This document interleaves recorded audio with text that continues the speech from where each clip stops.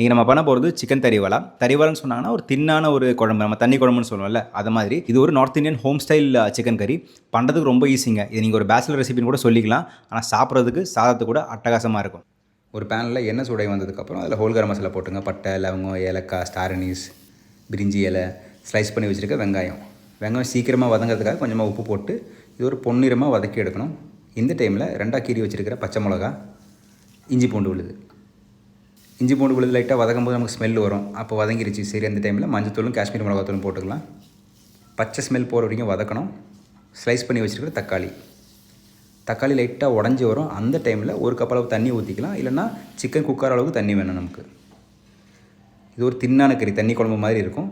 சிக்கனை நான் இஞ்சி பூண்டு விழுது, மஞ்சத்தூள், மிளகாத்தூள், உப்பு போட்டு மசாலா போட்டு ஒரு அரை மணி நேரம் ஊற வச்சுருந்தேன். இப்போ தேவையான உப்பு போட்டுக்கலாம். கவர் பண்ணி ஒரு 12லேருந்து 15 நிமிஷம் வரைக்கும் வேக வைக்கலாம். ஒரு 7-8 நிமிஷத்துக்கு அப்புறம் இதை ஓப்பன் பண்ணி இதில் கொஞ்சமாக கரம் மசாலாவும் சீரகத்தூள் போட்டுக்குங்க. நல்லா ஃப்ளேவராக இருக்கும். திருப்பி கவர் பண்ணி சிக்கன் வெல்டன் ஆகிற வரைக்கும் வேக வச்சுக்கலாம். இப்போ ஓப்பன் பண்ணிங்கன்னா இந்த சைட்லலாம் எண்ணெய் வந்திருக்கும். எண்ணெய் வந்துச்சுனாலும் சரி, நம்ம சிக்கன் கறி பக்காவாக ரெடி ஆகிடுச்சு. ஃபைனல் டச்சிங்காக சாப் பண்ணி வச்சுருக்கிற கொத்தமல்லி, அவ்வளோதாங்க. நம்ம சிக்கன் தறிவாலா ஹோம் ஸ்டைல் சிக்கன் கறி ரெடி ஆகிடுச்சு. வேறு என்னங்க, எப்பவுமே சொல்கிறது தான், everybody can cook and everybody has to cook.